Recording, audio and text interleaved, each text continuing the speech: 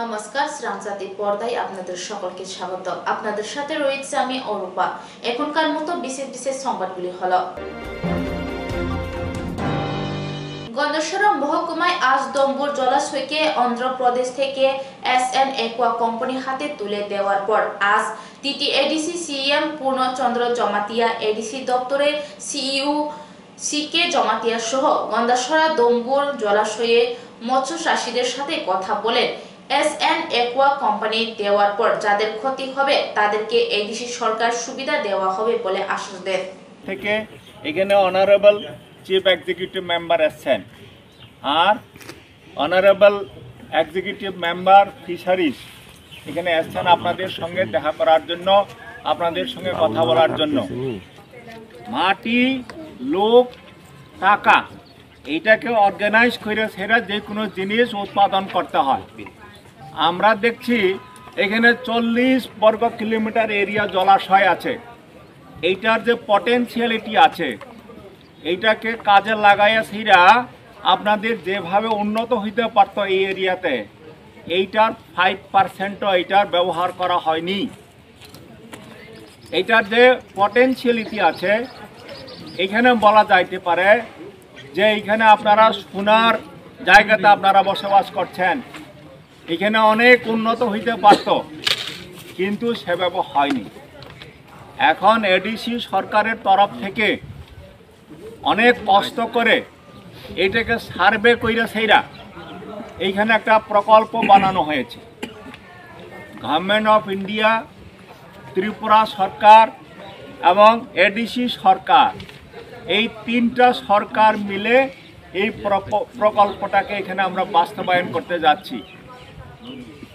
করতে গিয়া ছেড়া এইখানে যে মাছের উৎপাদন হবে, মাছের সঙ্গে সঙ্গে এখানে আইস ফ্যাক্টরি করা হবে, ফিশ ফিড ফ্যাক্টরি করা হবে, তারপরে ট্যুরিজম ডেভেলপমেন্ট অ্যাক্টিভিটিস নেওয়া হইব।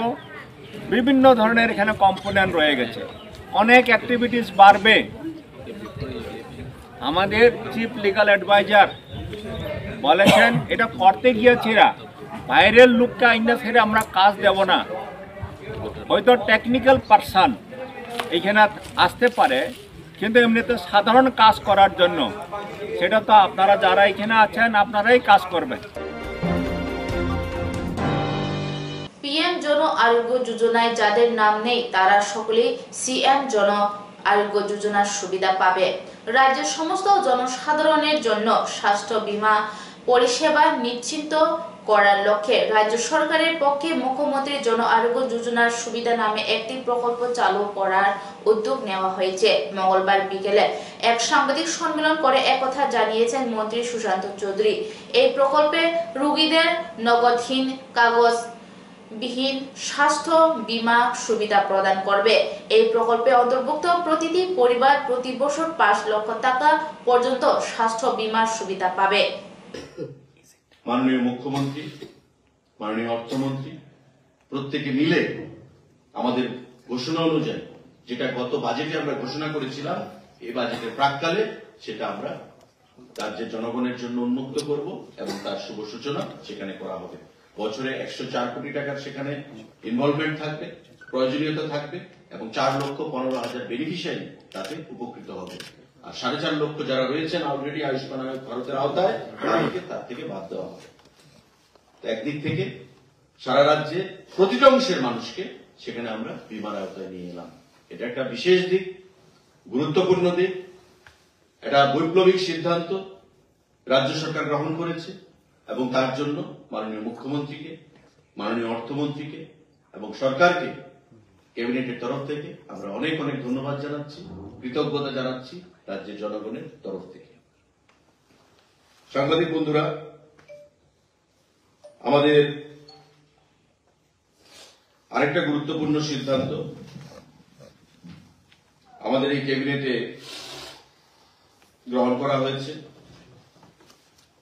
Proposal for filling up of 226 permanent vacant posts of junior physical instructor, junior PI, Group C under Education YS, Youth Affairs Sports Department.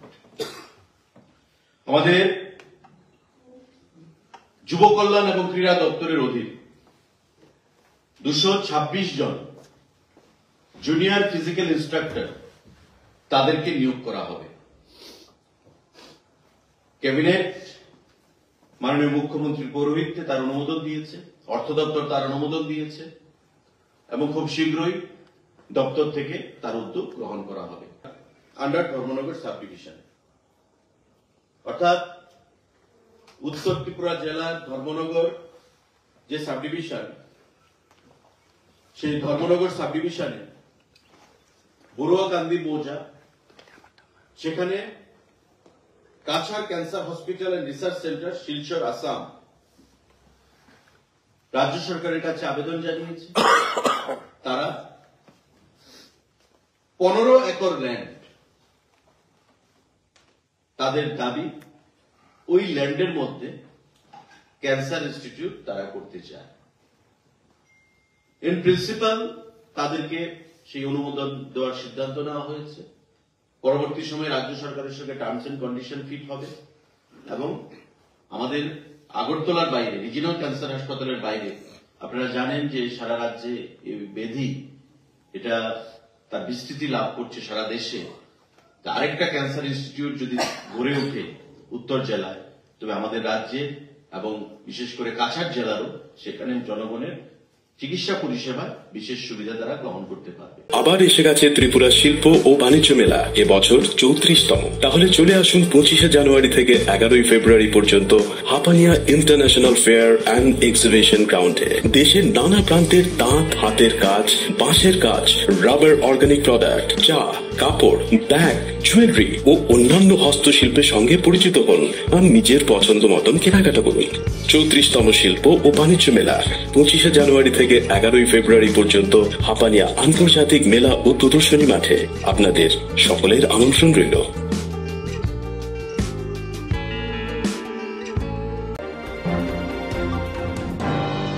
বিধানসভা নির্বাচনে হারের প্রায়শ্চিত্ত আমাদেরকে করতে হবে, রসিমুখ মন্ডলের সাংগঠনিক সভায় উপস্থিত হয়ে বললেন বিজেপি দলের প্রদেশ সভাপতি রাজীব ভট্টাচার্য। মঙ্গলবার দুপুরে 12টা নাগাদ রসিমুখ মন্ডলের অন্তর্গত মতাই মা মোহিনী কমিউনিটি হলে অনুষ্ঠিত হয়ে বিজেপি দলের সাংগঠনিক সভা আসন্ন লোকসভা নির্বাচনকে সামনে রেখে সাংগঠনিক শক্তি বৃদ্ধি এবং রাজ্যে 2টি লোকসভা আসনে বিজেপি দলকে ক্ষমতায় আসনে বসানোর জন্য রাজ্যের প্রতিটি মণ্ডলের অনুষ্ঠিত হচ্ছে এই ধরনের সাংগঠনিক বৈঠকে।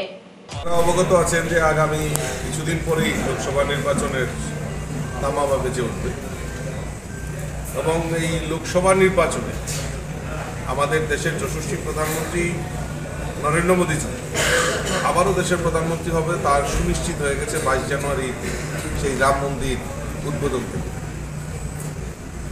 আমাদের এই ত্রিপুরা রাজ্যেও 2টি লোকসভা আসন রয়েছে, পূর্ব এবং পশ্চিম। সেখানেও আমরা পদ্মফুল ফুটিয়ে আমরা মোদীজিকে উপহার হিসাবে দিতে চলছি, তাতে কোনো সন্দেহ নেই। তার জন্য আমাদের যে লক্ষ্যমাত্রা, আমরা যে লক্ষ্যমাত্রা রেখেছি আগামী লোকসভা নির্বাচনে আমাদের এই রাজ্যে 3349টি বুথ রয়েছে।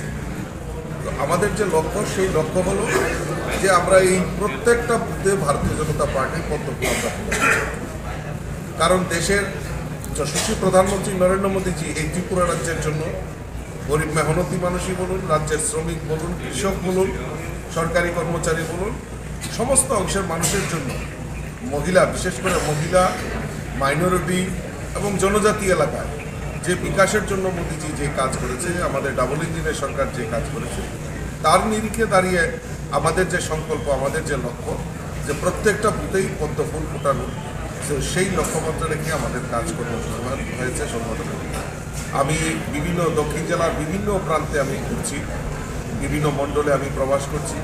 গত 2 দিন আগে আমি আমাদের জুলাইবাড়ি, শান্তির বাজার, মনু, এই সমস্ত জায়গায় ঘুরেছি, প্রবাস করেছি, কার্যকর্তাদের সঙ্গে কথা বলেছি এবং এই যে লক্ষ্য, সেই লক্ষ্যকে আমাদের পূরণ করতে হবে। আর আমাদের এই বিশ্বমুখ বিধানসভা, আমরা গত বিধানসভায় এখান থেকে আমরা আমাদের প্রতিনিধি বিধানসভায় পাঠাতে পারিনি, তো তার প্রায়শ্চিত্ত আমাদের করতে হবে এবং এই প্রায়শ্চিত্ত স্বরূপ আমরা এই বিশ্বমুখে আমরা প্রত্যেকটা বুথে জয়যুক্ত হব এই বার্তা দেওয়ার জন্যই আজকে সাংগঠনিক বৈঠক ডাকা হয়েছে। অবশেষে গড়ে ফেরার পালা। ভারত বাংলার তৎপরতায় ভারতে আটকে থাকা অবৈধভাবে অনুপ্রবেশকারী 12 জন বাংলাদেশিকে আজ ফিরিয়ে দেওয়া হলো বাংলাদেশে। আখাউড়া চেকপোস্টে তাদের পরিবার পরিজনদের হাতে তুলে দেওয়া হলো ভারতে সাজা কাটার পরও আটকে থাকা অবৈধ অনুপ্রবেশকারীদের। উপস্থিত ছিলেন আগরতলা অবস্থিত বাংলাদেশ সহকারী হাই কমিশন কর্তৃপক্ষ। কেসগুলো আমাদের সাথে আমরা করি প্রতিনিয়ত। আমরা চাই যে আমরা জনসম্পৃক্ততা আমরা চাই আপনাদের মাধ্যমে সকলে জানুক, সকলের মধ্যে সচেতনতা সৃষ্টি হোক। আমরা নিয়মিতই দেখি যে দুপাশ থেকেই, বাংলাদেশ থেকেও এখানে, আবার এখান থেকেও বাংলাদেশে এই বর্ডার দিয়ে অবৈধভাবে মানুষ অনেক ক্ষেত্রে যাতায়াত করেন এবং পরবর্তীতে আইন শৃঙ্খলা বাহিনীর হাতে আটক হন। তো এখানে আজকে আমরা যাদেরকে রিপ্যাট্রিয়েশন করতেছি এই 12 জন আজকে বাংলাদেশি, যারা প্রত্যেকেই এই অবৈধভাবে তারা বাংলাদেশ থেকে ত্রিপুরাতে তারা প্রবেশ করে এবং আইন শৃঙ্খলা বাহিনীর হাতে আটক হয়। পরবর্তীতে তাদেরকে যে মহামান্য আদালত থেকে যে রায় দেয়া হয়, সেই রায়ের জেল টাইম শেষ হওয়ার পরেও 6 মাস থেকে 1 বছর পর্যন্ত অতিরিক্ত নার্সিংগড়ে যে ডিটেনশন সেন্টার আছে সেখানে তাদেরকে থাকতে হয়। এই লম্বা সময় ধরে আসলে তারা এই রাজ্যের সাহায্যে তারা থেকেছে। তাদের থাকা খাওয়ার ব্যবস্থা, এটা নিঃসন্দেহে একটা অনেক ধৈর্য এবং অনেক রিসোর্সের প্রয়োজন হয়। তো আমি সেজন্য রাজ্য সরকারকে অবশ্যই ধন্যবাদ জানাই। আবার একই সঙ্গে এটাও বলতে চাই যে এই সময়টা প্রায় যে 6 মাস থেকে 1 বছর, কিছু মানুষের ক্ষেত্রে 2 বছরও আছে যারা এখানে ওয়েটিং এ আছে, যারা এখনো নিজের দেশে ফেরত যেতে আগ্রহী কিন্তু তারা নিজের দেশে সময় মতো যেতে পারছেন না। ক্লিয়ারেন্স সহ যাবতীয় প্রসেসটা আসলে একটু লম্বা। তো আমরা আমাদের রাজ্য সরকার এবং আমরা যথেষ্ট তৎপর থাকা সত্ত্বেও অনেক জটিলতার কারণে এই কাজগুলো করতে একটু বিলম্ব হয়ে যায়। তো আমরা চেষ্টা করছি যে দুই দেশের সরকার মিলে যে এই টাইমটাকে, এই লম্বা সময় যে একটা ওয়েটে থাকতে হয়, এটাকে কমিয়ে নিয়ে আসার। তো আজকে আমরা সেরকমই একটি আনন্দের দিন, যেদিন আমরা কিছু সংখ্যক 12 জনকে আমরা বাংলাদেশে ফেরত দিতে পারছি। এই 12 জনের মধ্যে একজন আছে মাইনর, একটি মেয়ে যে কিনা 12 বছর বয়সে এখানকারই একটি পরিবার তাদেরই বাংলাদেশেরই আত্মীয়র পরিবার থেকে একটি মেয়েকে এখানে নিয়ে আসে এবং সেই বাড়িতে নিয়ে যাওয়ার পরে তখন সেই বাড়িতে তাকে 2 বছরের মতো থাকে এবং সেই মেয়েটা সেই বাসায় সে গৃহ নির্যাতনের শিকার হয় এবং 2 বছর গৃহ নির্যাতনের পরে সে আসলে ওই বাড়ি থেকে পালিয়ে যায় এবং আইনের আশ্রয় কামনা করে এবং পরবর্তীতে তাকে একটি আশ্রমে এখানে রাখা হয় এবং সেই আশ্রমে আজকে প্রায় 6 বছর 2021 সাল থেকে সেই আশ্রমে ছিল। তো তার মানে প্রায় 3 বছর সেই আশ্রমে থাকার পরে আমরা তার যাবতীয় প্রক্রিয়া সম্পন্ন করার পরে আজকে আমরা তাদেরকে বাংলাদেশে হ্যান্ডওভার করছি। ওপারে তার মা দাঁড়িয়ে আছেন অধীর আগ্রহে নিজের মেয়েকে পাওয়ার জন্য। তো আমরাও আসলে এই রিপ্যাট্রিয়েশনের মাধ্যমে মানুষদেরকে তার নিজ শেকড়ে বা নিজ দেশে পৌঁছে দিতে পেরে আমরাও খুব গর্বিত। আমি ধন্যবাদ জ্ঞাপন করছি আমার সহকর্মী, আমার দূতাবাসের আমার সহকর্মী, বিশেষ করে আমার পিছনে আছেন আমার প্রথম সচিব জনাব রেজাউল হক চৌধুরী এবং আমার প্রথম সচিব জনাব মোহাম্মদ আলামিন, যাদের ঐকান্তিক প্রচেষ্টায় আজকে এই রিপ্যাট্রিয়েশনের প্রক্রিয়া আমরা সফল করতে পেরেছি। ধন্যবাদ জানাচ্ছি রাজ্য সরকারকে, বিশেষ করে পলিটিক্যাল ডিপার্টমেন্ট সহ এবং এমইএ সহ সংশ্লিষ্ট সকল অথরিটিকে, যাদের ঐকান্তিক সাহায্যে আমরা আজকে এই রিপ্যাট্রিয়েশন সফলভাবে করতে পারছি। ধন্যবাদ। 2006 সাল থেকেই নিরাপদ অভিবাসন, বিদেশ ফেরত ব্যক্তিদের পুনরুজ্জীকরণ এবং যারা মানব পাচারের শিকার তাদের সাহায্য করার জন্য কাজ করে যাচ্ছি। বিভিন্ন সময় আমরা যখন খবর পাই আমাদের প্রতিবেশী রাষ্ট্রগুলোতে বাংলাদেশি নাগরিকরা বিভিন্ন কারণে প্রবেশ করে আটকা পড়ে আছে, আমরা স্বরাষ্ট্র এবং পররাষ্ট্র মন্ত্রণালয়ের সহায়তায় তাদেরকে ফেরত নিয়ে আসার প্রক্রিয়া শুরু করি। আজকে যেমন আপনারা জানেন 12 জন বাংলাদেশে প্রবেশ করেছেন। এনাদের মধ্যে বেশিরভাগই বিভিন্ন সময়ে দালালের প্রলোভনে পড়ে বেটার অপরচুনিটিসের আশায় ভারতে প্রবেশ করেছিলেন কাজের জন্য। পরবর্তীতে তারা যেহেতু তাদের লিগ্যাল ভিসা এবং পাসপোর্ট ছিল না, সেখানে আটকা পড়েন এবং সাজা ভোগ করেন। পরবর্তীতে তাদের নাগরিকত্ব যাচাই করার পরে আজকে তারা বাংলাদেশের কাছে তাদেরকে হস্তান্তর করা হচ্ছে। আমরা তাদেরকে আজকে জরুরি অর্থ এবং খাদ্য সহায়তা প্রদান করব এবং পরবর্তীতে তারা সমাজে যেন আবার ঘুরে দাঁড়াতে পারে, এজন্য তাদের যে ধরনের ট্রেনিং কিংবা অর্থনৈতিক সহায়তা দরকার সেই ব্যাপারে কাজ করব এবং এর পাশাপাশি তাদের মনোসামাজিক কাউন্সিলিং এর জন্য আমরা কাজ করে থাকি। এই যে বললেন যে বেআইনিভাবে অনুপ্রবেশ করছে যা দালাল মারফত, ওইটার বিরুদ্ধে কি আপনাদের সরকার তরফ থেকে কোনো ব্যবস্থা নেবে? আচ্ছা, আমি সরকারের দিকটা বলতে পারি না। আমরা ব্র্যাক মাইগ্রেশন প্রোগ্রাম থেকে আমরা বিভিন্ন সময় গভর্নমেন্টের সাথে অ্যাডভোকেসি করা, কমিউনিটিতে অ্যাওয়ারনেস রেজ করা, যেন মানুষ এভাবে না যায়, অভিবাসন করলে যেন নিরাপদভাবে করে, সেই ব্যাপারে কাজ করে থাকি। रायदासियाति भारत हामनि माजरा रिजाकमानि यागलो भारत बांग्लादेशनि चाइतुमं बाय दिशा हाइनहाय शाकनि हावो माथांमा बाय बेलाइनो तंथकजाक नक नुखुनि बरकति रायदासियाति हामनाय बांग्लादेशिरो আজকে অনেকদিন পর আমরা বাড়ি যাইতেছি ফ্যামিলির সাথে। আজকে 1.5 বছর দেখা করব। খুব আনন্দ লাগতেছে আজকে। কি নাম আপনার? আমার নাম মোহাম্মদ রিয়াদ। কেন এসেছিলেন এখানে? কিভাবে আসছিলাম? একটা দালালের ফান্দবের আমরা আসছিলাম। ঠিক আছে, আমরা ইয়ে করতে পারিনি। আমরা বিএসএফ ধরছে, বিএসএফ পর আমাদের 6 মাস জাল খাটার পরও আমাদেরকে 15 মাস হুমায়ুন আটকে রাখছে। ঠিক আছে, আমরা অনেক একটা ছিলাম। আজকে আমাদের বাংলাদেশ প্রধানমন্ত্রী মতামত শেখ হাসিনা, উনি আমাদের হাই কমিশনার স্যার আজকে আমাদেরকে বাংলাদেশে নিচ্ছে। আমাদের কাছে খুব আনন্দ লাগতেছে। ঠিক আনন্দ আর কিছু লাগতেছে। কোন জায়গায় বাড়ি আপনার? দালাল যে আসলে তারা কোন জায়গায়? সিলেটের আছে আলাল করে একজন সংসদনগরে, আর ইন্ডিয়ানের আছে 6-5 জন। ওরে আমাদেরকে বিএসএফ এর নিয়ে ইয়ে করে দিয়েছে। আপনার বাড়ি কোন জায়গাতে? আমাদের বাড়ি চাঁদপুরে, কুমিল্লা চাঁদপুরে বাড়ি। কত টাকা লাগে এরকম ভাবে আইতে আপনাদের? ওইখানে নেই আমরা। আচ্ছা, আমাদেরকে দালাল নিচ্ছে 20,000 টাকা মাথা পিছু। আমরা সব খরচ মোট 20,000 টাকা নিচ্ছি। দালাল নিচ্ছে কিসের জন্য আসছিলেন? কাজের জন্য। কাজ করবো, গার্মেন্টসে কাজ করবো। আমরা যা আসছি সব গার্মেন্টস হবে। আবার এসে গেছে ত্রিপুরা শিল্প ও বাণিজ্য মেলা, এবছর 34তম। তাহলে চলে আসুন 25শে জানুয়ারি থেকে 11ই ফেব্রুয়ারি পর্যন্ত Hapania international fair and exhibition গ্রাউন্ডে। দেশের নানা প্রান্তের তাঁত, হাতের কাজ, বাঁশের কাজ, রাবার, অর্গানিক প্রোডাক্ট, চা, কাপড়, ব্যাগ, জুয়েলারি ও অন্যান্য হস্তশিল্পের সঙ্গে পরিচিত হন আর নিজের পছন্দ মতন কেনাকাটা করুন। 34তম শিল্প ও বাণিজ্য মেলা 25শে জানুয়ারি থেকে 11ই ফেব্রুয়ারি পর্যন্ত হাপানিয়া আন্তর্জাতিক মেলা ও প্রদর্শনী মাঠে। আপনাদের সকলের আমন্ত্রণ রইল।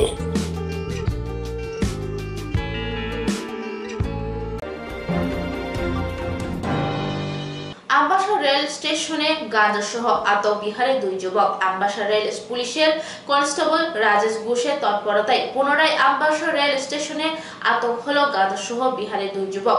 বহিরাজ্যে পাচারের উদ্দেশ্যে 2 যুবক 2টি ব্যাগে 8 কেজি 400 গ্রাম শুকনো গাঁজা স্টেশনে নিয়ে যেতে তাদেরকে আটক করা হয়।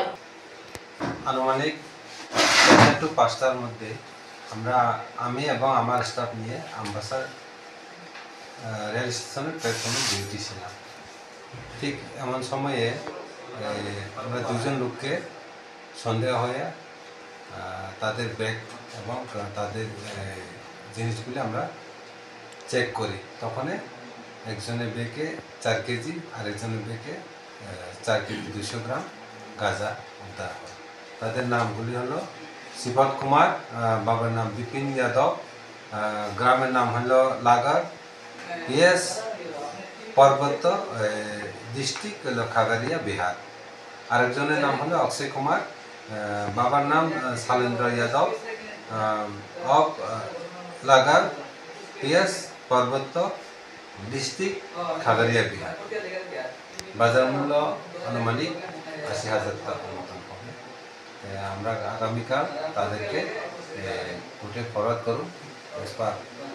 সব কিছু করার পর আমরা কোর্টে ফরওয়ার্ড করব এবং রিমান্ডে রেখে আমরা আপিল করব। আসন্ন লোকসভা নির্বাচনকে সামনে রেখে 43 করবু বিধানসভা কেন্দ্রের 7 নম্বর উদ্যোগে আজকে উত্তর ছেলাগাং এডিসি ভিলেজের জর্জরিয়া এলাকায় বিজেপি পার্টির তরফ থেকে একটি যোগদান সভা আয়োজন করা হয়। এখানে বিভিন্ন পার্টি দল ত্যাগ করে বিজেপি পার্টির সঙ্গে যোগদান করেন 64 পরিবারের 204 ভোটার। এখানে উপস্থিত ছিলেন 43 করবুক মন্ডলের প্রেসিডেন্ট অতীন্দ্র রিয়া, 42 অমরপুর বিধায়ক রঞ্জিত দাস সহ অন্যান্যরা। পরাজিত হয়েছিল, তাও আত্মঘাতী হয়েছে। যারা 28-18-তে ভোট দেয়নি, ভোট দিয়েছিল ভারতীয় জনতা পার্টিকে, অসীমকে ভোট দিনি ব্যক্তিগত লাগালাগির কারণ হেতু। কি সর্বনাশ হয়েছে! অসীমের কিছু হয়নি, হয়েছে অত্র এলাকা, হয়েছে আমাদের ভারতীয় জনতা পার্টির। আমাদের এখন মাথা হেড করতে হয় গোমতী জেলার 7টা বিধানসভা কেন্দ্রের মধ্যে 5টাতে ভারতীয় জনতা পার্টির প্রার্থীরা বিপুল ভোটে জয়লাভ করেছে। শুধু আমাদের 43 এই বিধানসভা কেন্দ্র আমাদের হাতছাড়া হয়েছে। আর আমাদের 41 এমপি, সেটা সেখানে আইপিএফটি ছিল, আইপিএফটি সেখানে আমরা এবার বিজেপির ভারতীয় জনতা পার্টির পাতাল কন্যাকে আমরা প্রার্থী করেছিলাম। এবং আইপিএফটি প্রার্থী যিনি ছিলেন সিন্ধুচরণ জমাতিয়া, তিনি আবার প্রার্থী দিয়ে সেখানে ঘোষ প্রার্থী দিয়ে মানুষের মধ্যে একটা বিভ্রান্ত তৈরি করেছে। প্রধানমন্ত্রী নরেন্দ্র মোদীজি শুধু আজ ভারতবর্ষের নেতা নয়, তিনি বিশ্ব নেতা হিসেবে স্বীকৃতি পেয়েছেন। সেই দলের সঙ্গে আগত এমন একজন নেতা পেয়েছে ভারতবর্ষের 140 কোটি মানুষের সৌভাগ্য। এমন দলের সঙ্গে আমরা রয়েছি, যে দলের মধ্যে কোনো হিংসা নেই, কোনো ভেদাভেদ নেই, জাতিগত সম্প্রদায়গত এসসি এসটি মুসলিম কোনো ভেদাভেদ নাই। ভারতবর্ষের প্রধানমন্ত্রী নরেন্দ্র মোদী বলছেন ভারতবর্ষে 3টি সম্প্রদায়ের উন্নতি হবে, দেশ অগ্রগতি হবে। কারা তারা? তিনি বলছেন গরিব মানুষের উন্নতি করো, দেশের শক্তি যত শক্তিশালী হবে দেশ তত উচ্চতা যাবে। এবার মহিলারা এসসি হতে পারে, এসটিও হতে পারে, মুসলিম হতে পারে, হিন্দু হতে পারে, আমরা তাদের মাতা হিসেবে গণ্য করি। যে ধর্মের হোক, যে বর্ণের হোক, যে জাতির হোক, এরা আমাদের মাতৃশক্তি। নরেন্দ্র মোদী বলছে মাতৃশক্তি থেকে জাগ্রত করো। আবার এসে গেছে ত্রিপুরা শিল্প ও বাণিজ্য মেলা, এবছর 34তম। তাহলে চলে আসুন 25শে জানুয়ারি থেকে 11ই ফেব্রুয়ারি পর্যন্ত Hapania international fair and exhibition গ্রাউন্ডে। দেশের নানা প্রান্তের তাঁত, হাতের কাজ, বাঁশের কাজ, রাবার, অর্গানিক প্রোডাক্ট, চা, কাপড়, ব্যাগ, জুয়েলারি ও অন্যান্য হস্তশিল্পের সঙ্গে পরিচিত হন আর নিজের পছন্দ মতন কেনাকাটা করুন। 34তম শিল্প ও বাণিজ্য মেলা 25শে জানুয়ারি থেকে 11ই ফেব্রুয়ারি পর্যন্ত হাপানিয়া আন্তর্জাতিক মেলা ও প্রদর্শনী মাঠে। আপনাদের সকলের আমন্ত্রণ রইল।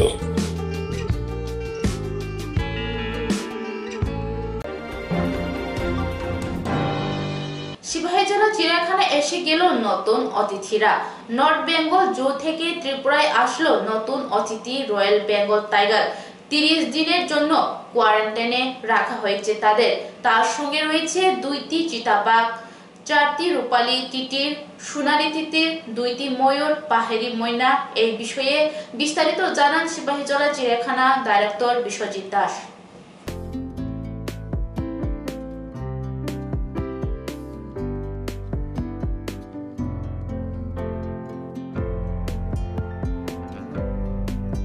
আজকে আমাদের 2016 পরের থেকে চিড়িয়াখানাতে কোনো টাইগার ছিল না, তো আমরা উদ্যোগ নিয়ে কলকাতা থেকে নর্থ বেঙ্গল জু থেকে 1 pair of royal Bengal tiger নিয়ে এসেছি। কারণ প্রত্যেকটা জুর মধ্যে একটা আইকনিক অ্যানিম্যাল হচ্ছে রয়্যাল বেঙ্গল টাইগার। তো সেই প্রচেষ্টা আমরা এবার 2024-এ এসে আমরা 2টা রয়্যাল বেঙ্গল টাইগার নিয়ে এসেছি নর্থ বেঙ্গল জু থেকে। আজকে সেটা আমরা এখানে এসেছি। এখন এটা আমরা কোয়ারেন্টাইন পিরিয়ডে রাখছি অ্যাজ পার নর্মস, যেটা 30 দিন আছে। 30 দিন পরে পাবলিকে আমরা ডিসপ্লে করব। তাছাড়া আমাদের এখানে এসেছে আরও 2টা, যেমন রয়্যাল বেঙ্গল টাইগারের পরে সাথে সাথে এসেছে 2টা লেপার্ড এসেছে। তাছাড়া বিভিন্ন প্রজাতির পাখি এসেছে, যেমন golden pheasant, silver pheasant, P foul এবং হিল ময়না। অনেক বছর পরে প্রায় লাস্ট আমাদের যেটা অ্যানিম্যাল এক্সচেঞ্জ প্রোগ্রাম হয়েছে সেটা লাস্ট হয়েছিল 2014-তে। তো 10 বছরের গ্যাপের পরে এই প্রথম একটা অ্যানিম্যাল এক্সচেঞ্জ প্রোগ্রাম হচ্ছে। এর বাইরেও আমাদের আরও 2টো এক্সচেঞ্জ প্রোগ্রাম পাইপলাইনে আছে। একটা কর্ণাটকা থেকে বিভিন্ন ধরনের অ্যানিম্যাল আসবে, ওটাও সেন্ট্রাল জু অথরিটির অ্যাপ্রুভাল হয়ে গেছে। আরেকটা প্রোগ্রাম যেটা তিরুপতির সাথে, এটা ফাইনাল স্টেজে আছে, ওটাও আমরা অ্যাপ্রুভাল হয়ে যাবে। এই বছরের মধ্যে আরও 2টা এক্সচেঞ্জ প্রোগ্রাম হবে। তো সার্বিকভাবে আমরা চেষ্টা করছি, রাজ্য সরকারের উদ্যোগে আমরা সার্বিকভাবে চেষ্টা করছি যে আমাদের চিড়িয়াখানার মধ্যে বিভিন্ন প্রজাতির পশু পাখি নিয়ে আসা। কারণ ত্রিপুরাতে একটাই চিড়িয়াখানা আছে, মানুষ এখানেই আসে। তো ভিজিটারকে লক্ষ্য রেখে আমরা বিভিন্ন উন্নয়নমূলক কাজও করছি অ্যানিম্যাল এক্সচেঞ্জ প্রোগ্রামের সাথে সাথে। এখনকার মতো সংবাদ এখনই শেষ হলো। পরবর্তী সংবাদের জন্য চোখ রাখুন শ্রাবন্তী পর্দায়।